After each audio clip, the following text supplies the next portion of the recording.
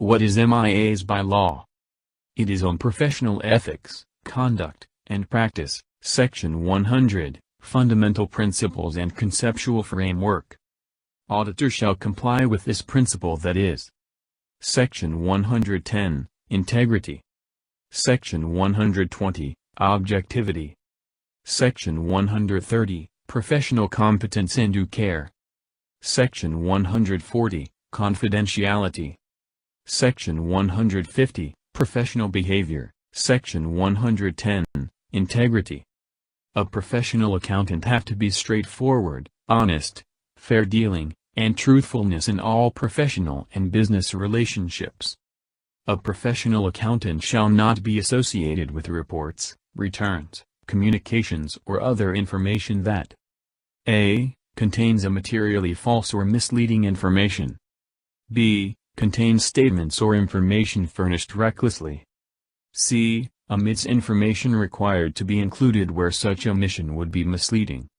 If the professional accountant provides a modified report, he will not be considered to breach the paragraph 110.2 as stated above. Section 120 Objectivity.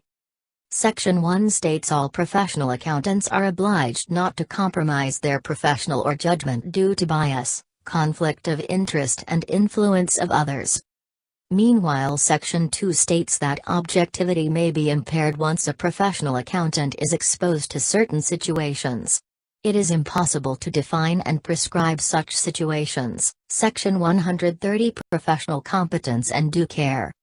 Subsection 1a. Professional accountants are obliged to maintain the required professional knowledge or skills to make sure clients are able to receive competent service. For subsection 1b, accountants are obliged to provide professional service diligently. Subsection 2 lists down two phases of professional competence that are attainment of professional competence and maintenance of professional competence. Subsection 3 states that an understanding of relevant technical, professional and business developments along with a continuing awareness should be maintained which can enable professional accountants to develop capabilities to perform competently. Moving on to subsection 4, diligence encompasses the responsibility to act in accordance with the requirements of an assignment. Subsection 5, reasonable steps must be taken to ensure those who are working under a professional accountant's authority receive appropriate training and supervision.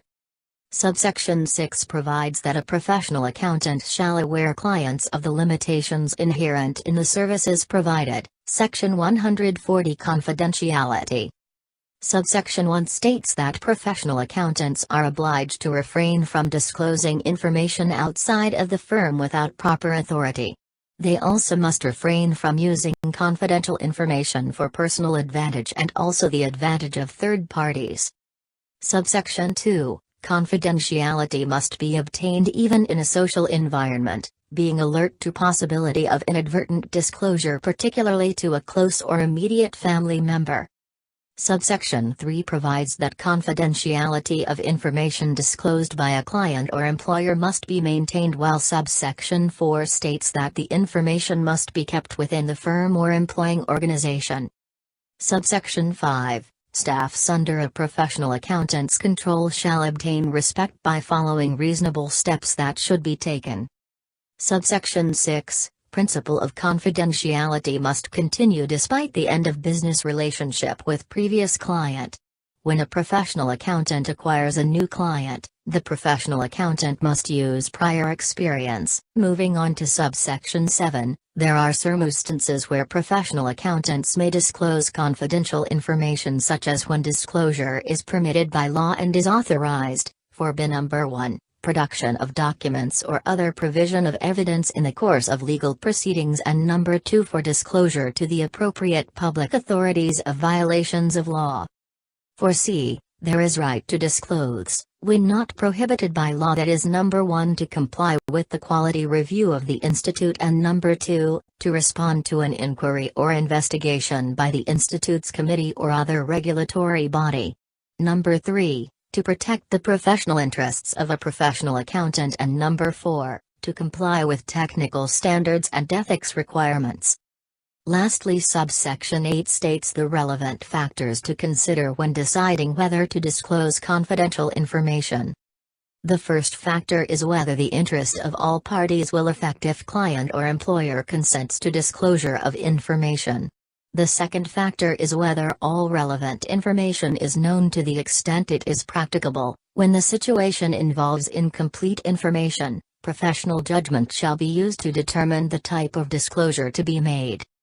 The third factor is the type of communication that is expected and to whom it is addressed to, and fourth factor is whether the parties to whom the communication is addressed are the right recipients. Section 150.1 talks on professional behavior, where all professional accountants have to comply with relevant laws and regulations, and they need to avoid any behavior that may discredit their profession.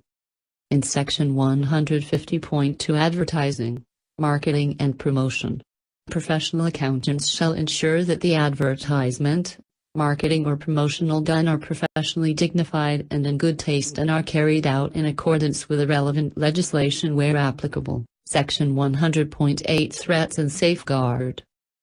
First, self-interest threat. This threat exists when an accountant will be likely to benefit from the financial or other interest that will influence their judgment and behavior. For example, huge audit fees. Second, self-review threat. This occurs when the professional accountant poorly evaluated the result of previous judgment or services performed before, on which the accountant will rely on making a judgment on a current activity or services. Next, advocacy threat. This threat exists when the professional accountant promotes his client to the point his objectivity is undermined. Going on the familiarity threat. This is the threat that exists due to close relationship with clients. Lastly, intimidation threat. This is the threat that will prevent a professional accountant to act objectively due to pressure or attempting to exercise undue influence. For example, being threatened with dismissal. Safeguards are actions that may eliminate threats or reduce them to an acceptable level and also help deter unethical behavior. This can be categorized in two parts. First, safeguard created by profession, legislation or regulation. Educational, training and experience requirements for entry into profession. Professional standards. Professional or regulatory monitoring and disciplinary procedures. External review by a legally empowered third party of the reports, return, communication or information produced by the professional accountant. Effective, well-publicized complaints systems operated which draws attention to the unethical behavior. An explicitly stated duty to report breaches of ethical requirement. Secondly, safeguard in the work environment is by continuing professional development requirements and corporate governance regulations. Section 290 Independence. Independence consists of independence of mind. This is based on your action and situation and your ability to make an independent decisions without being influenced. Independence in appearances. The third party are being independent where the facts or will not share with them. 500 Method of practice. A member in public practice have to practice as a chartered accountant or licensed accountant. In his or her own name. In the names of his or her partner, being CA or licensed accountants.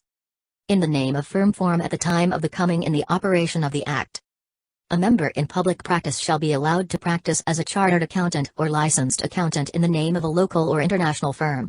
A member in public practice should not allow any organization conduct business that is opposite to public practice, otherwise it would bring the profession to disrepute. Should not report or express an opinion on FS by other than a staff member of the firm. Should not assist by any means of any person who practices himself or it as a CA for the time being force in Malaysia. A member in public practice should not allow any person who is not a member of institute to practice. A member who is not entitled to be a member in public practice is not allowed to hold himself out to be a member in public practice as in any manner. Provide public practice services as a CA or any services of a similar nature. The previous member may carry on the work of a tax consultant or a tax advisor if authorized to do so.